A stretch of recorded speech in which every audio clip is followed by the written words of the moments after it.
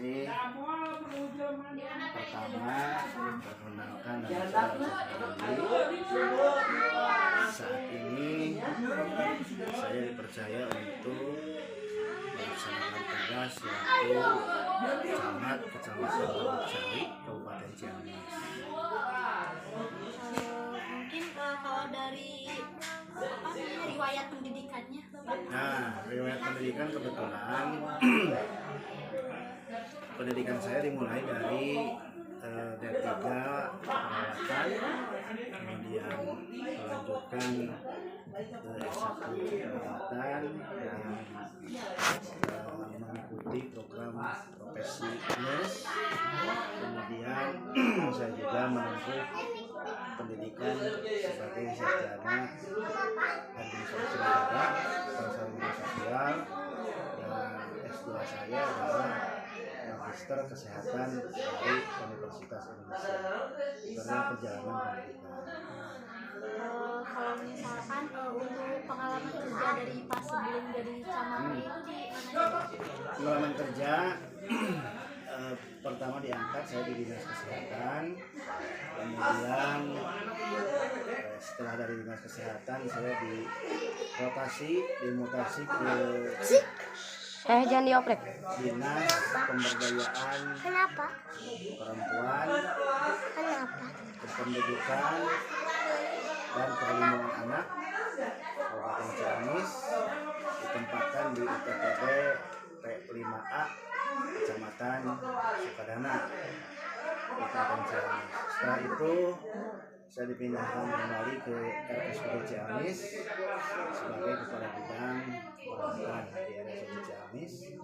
Kemudian setelah itu saya dimutasi lagi menjadi Sekretaris Kecamatan Banjarsari, Kabupaten Ciamis. Kemudian setelah itu saya dimutasi kembali menjadi Sekretaris Kecamatan Pancah, Kabupaten Ciamis. Yang terakhir saya diangkat menjadi camat Tambak Sari, Kabupaten Ciamis. Kalau untuk jadi camat di Tambak Sarinya itu dari mulai periode kapan sampai kapan? 21 Oktober 2023, berarti tepat 1 tahun. Sampai dengan hari ini 1 tahun itu saya sudah menjabat sebagai camat di Kecamatan. Sebelumnya kalau gambarkan karakteristik di wilayahnya itu kayak gimana? Karakteristik di wilayah kecamatan sebetulnya kita bisa melihat dari gambaran demografi.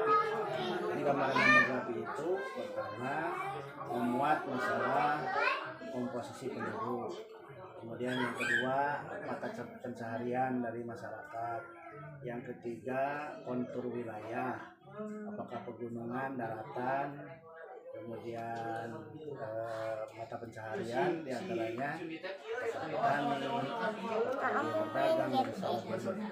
Jadi itu tergambarkan di dalam demografi atau monografi suatu kecamatan atau suatu daerah. Itu bisa dilihat.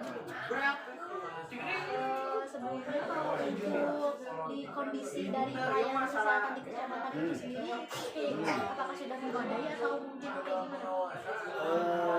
Untuk pelayanan kesehatan di Kecamatan Tambak Sari, kebetulan Tambak Sari itu melingkupi 6 desa. Kemudian untuk puskesmas atau tempat pelayanan itu ada 1 puskesmas dengan tempat perawatan. Artinya untuk masyarakat sebelum ke tempat pelayanan itu ada di puskesmas. Nah, kemudian di setiap desa itu sudah ada yang namanya puskesmas atau pos kesehatan desa. Bahkan ada beberapa desa yang sudah memiliki puskesmas membantu. Jadi artinya masyarakat itu bisa lebih dekat mendapatkan akses pelayanan kesehatan. Alhamdulillah. Kalau untuk tantangan dari peningkatan kualitas pelayanan kesehatannya itu sendiri di kecamatan itu kayak gimana?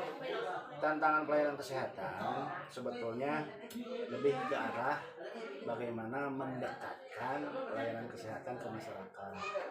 Nah, saat ini pemerintah sedang menggalakkan yang namanya ILP atau integrasi layanan primer. Yang namanya layanan primer itu adalah layanan kesehatan di tingkat paling dasar. Jadi nanti di Poskesdes atau di Pusdu itu harus lengkap, ada perawatnya di sana, ada bidannya di sana, ada kadernya di sana, bahkan ada kunjungan dokternya. Jadi permasalahan utama dari masalah kesehatan di kecamatan, terutama di daerah saya di Taman Sari, itu ada lebih ke arah aksesibilitas layanan kesehatan. Jadi pendekatan layanan kesehatan. Jadi ke tempat layanan kesehatan itu memerlukan waktu.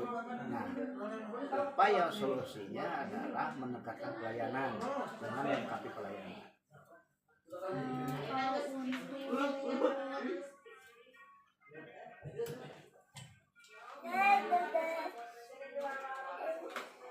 Kalau untuk di pemerintah kecamatan sendiri untuk mendukung program yang nasional itu kayak misalkan penurunan angka stunting kayak gitu sudah berjalan lancar atau ada hambatan?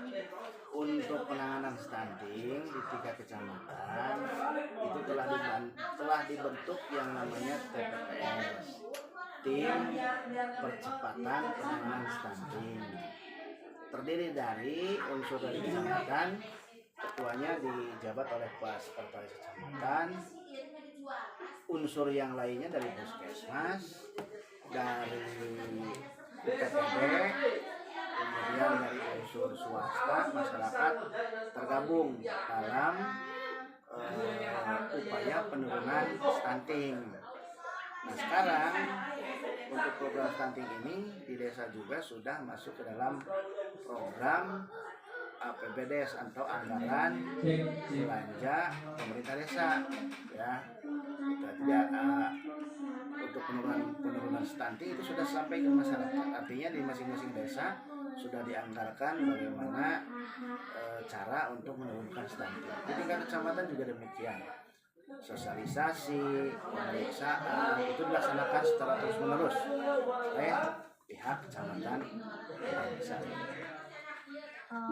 Terus kalau misalkan kan dari suatu periode atau misalkan dari waktunya suka ada kayak misalkan penyakit atau wabah gitu yang tiba-tiba datang yang mana itu langsung banyak gitu. Nah, untuk menghadapi yang seperti itu kalau untuk di kecamatan Tambak Sari itu kayak gimana?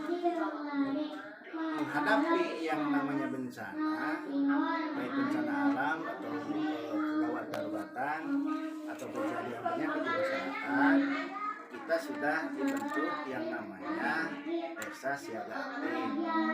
Desa siaga aktif itu salah satunya di dalamnya adalah mendidik masyarakat untuk bisa memonitor dari waktu ke waktu kejadian yang ada di masyarakat. Salah satunya contoh terjadi wabah diare, ya, atau peningkatan kasus diare, maka desa siaga aktif segera melaporkan kepada petugas kesehatan terdekat, bisa bidan desa, bisa petugas kesehatan. Nanti secara berjenjang laporan ke kecamatan, kemudian laporan lagi ke puskesmas, sehingga kita laksanakan penanganan secara tepat dan secara cepat. Mungkin untuk sekarang 10. mungkin mengenai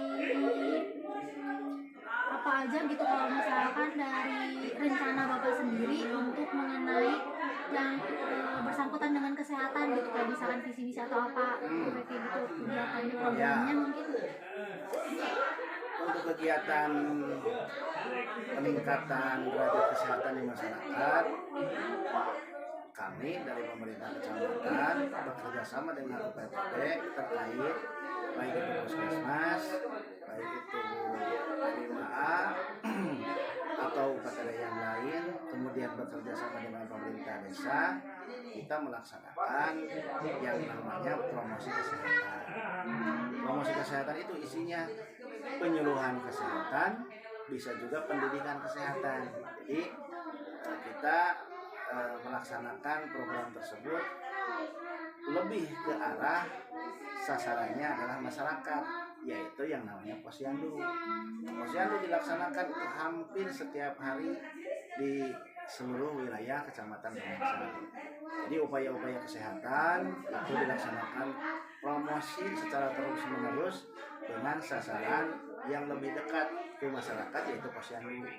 Jadi di posyandu tersebut itu dilaksanakan penyuluhan, pendidikan kesehatan dan lain sebagainya, termasuk juga penimbangan, dan nanti kalau ada masalah baru petugas kesehatan baik bidan atau perawat langsung terjun ke masyarakat.